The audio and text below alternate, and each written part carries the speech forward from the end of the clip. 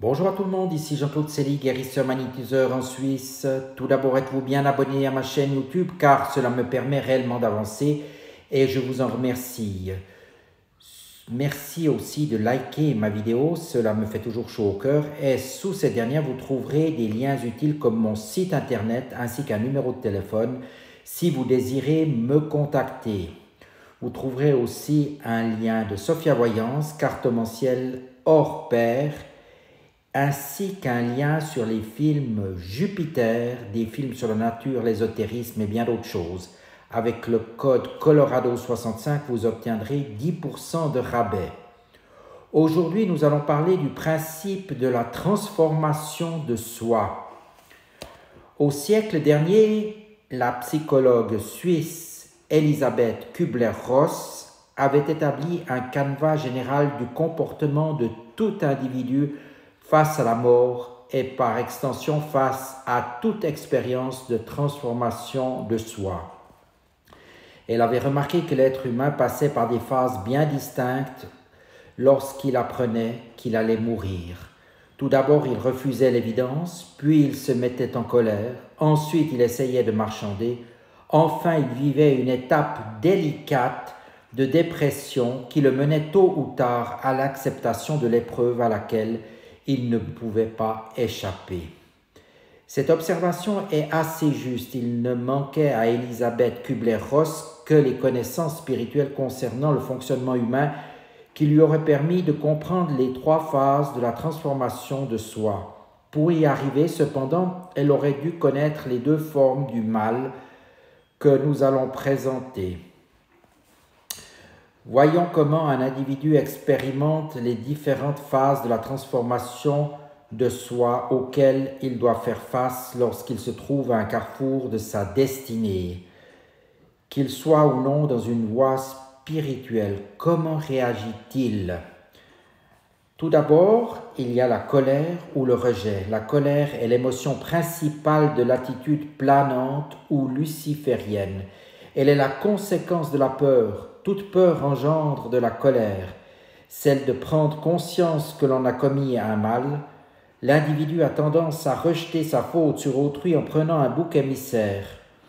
Il ne veut pas être responsable car sa faute lui semble trop lourde. Il veut s'en décharger sur autrui. La revendication et la rébellion sont des formes de la colère qui impliquent toujours la peur d'assumer la responsabilité de ses actes. À l'opposé, le rejet ou le refus est l'attitude rampante ou arimanienne typique.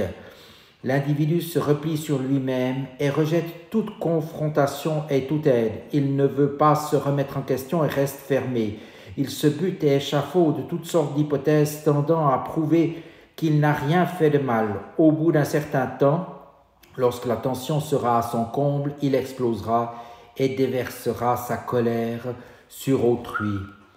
Au fil du temps, l'individu qui se sent honteux peut basculer dans l'envie de vengeance, le mépris, la calomnie et la haine. Selon sa nature, l'être humain peut éprouver soit la colère, soit un sentiment de rejet quand il se trouve face à un changement ou à une transformation à effectuer. Ensuite, on parlera de la fuite ou du marchandage. La fuite ou l'oubli est une attitude luciférienne ou planante qui passe généralement par des compensations diverses. On se fait plaisir pour oublier. L'individu cherche également à se justifier en inventant toute une histoire qui tendait à prouver que son comportement était juste.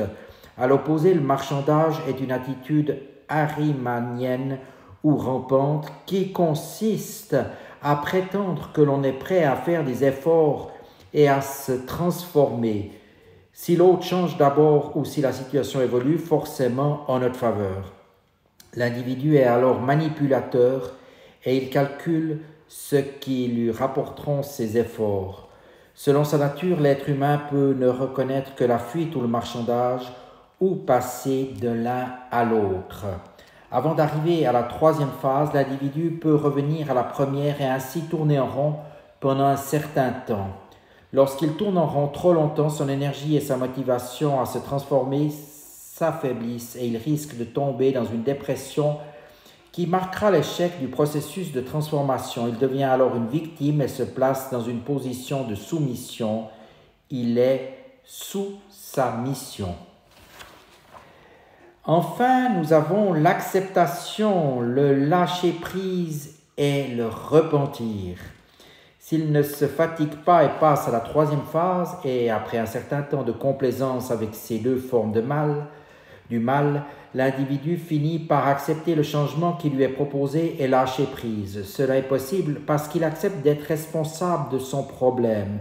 Il ressent alors l'aspiration à se transformer, c'est-à-dire à se débarrasser de son mal et à en récupérer l'énergie pour la mettre au service du bien que son mal empêchait de révéler. Cette troisième phase se décline elle-même en 4 parties qui sont celles de ce retournement intérieur qui est connu sous le nom de repentir. Le repentir ne consiste pas seulement à pleurer, parfois on peut pleurer parce que l'on se sent coupable, ce n'est pas alors un véritable repentir puisque la culpabilité est la marque de l'ignorance. Dans les évangiles, nous avons un beau modèle de ce qu'est le repentir et de la manière dont il doit être vécu. Ce modèle est celui de Marie-Madeleine, la disciple du Christ. Dans la scène où Marie-Madeleine tombe à genoux aux pieds du Christ, pleure, essuie ensuite les pieds de celui-ci avec ses cheveux et verse enfin un précieux nectar pour réaliser son onction, nous discernons donc les 4 parties du processus du repentir. Le premier est tomber à genoux, plier les genoux est la marque de l'humilité, parce que nous acceptons de voir le mal en face. Nous avons conscience que c'est le mal que nous avons commis qui nous a empêchés de révéler notre bien. Ensuite, nous avons les pleurs. Mesurer les conséquences du mal que nous avons fait déclenche généralement des pleurs. De tels pleurs sont nobles car il s'agit ici d'une purification du corps astral. Ce n'est pas un déversement pour obtenir un soulagement, mais un lâcher-prise conscient afin de nous purifier d'un mal. Ensuite, nous avons essuyé ses pleurs avec ses cheveux. Les longs cheveux associent la tête au cœur ou la pensée au sentiment, la conscience du bien qui cherche à se révéler en nous et qui était occultée par le mal que nous voulons transformer nous permet de tirer des leçons et de reprendre la maîtrise de notre personnalité. Nous chassons les marchands du temple, les forces ténébreuses sont repoussées et nous leur résistons. La transformation de soi devient possible.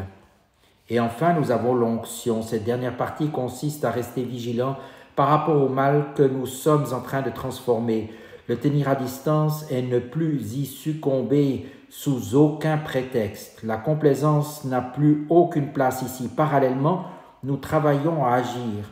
Le bien que nous portons et qui ne demande qu'à se révéler, en manifestant notre bien, nous changeons, nous nous transformons. Ainsi, un bien est manifesté là où existait un mal auparavant, dans la même sphère de vie. Et c'est là la victoire. Qu'en est-il du joyeux et du triste sire? Un joyeux est un aspirant qui met en pratique sa voie spirituelle jusqu'à la transformation du mal en bien, comme je viens de le décrire. Lorsque nous vivons la transformation grâce à notre travail intérieur, nous expérimentons une profonde joie intérieure, celle de la victoire du bien sur le mal, car le bien est toujours plus fort que le mal. Si nous acceptons le travail sur soi afin de nous transformer et de nous améliorer, alors nous serons toujours joyeux, car nous aurons la preuve que le bien est toujours le vainqueur. Le triste sire est celui qui rechigne à se transformer sous n'importe quel prétexte. Il a toujours mieux à faire qu'à travailler sur lui. Il n'est jamais disponible et sa paresse l'empêche de goûter à la victoire de la transformation intérieure.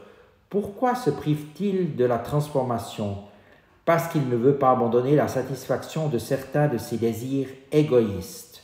Malheureusement, il le paye cher car il demeure prisonnier des forces ténébreuses qu'il nourrit en lui. Il est l'esclave de ces forces obscures et il est alors facile de comprendre pourquoi il a une triste mine, mais en définitive, il n'est victime que de lui-même. Accepter le travail sur soi c'est progresser vers le don et la créativité dans la joie. Je vous remercie de votre attention et vous dis à tout bientôt.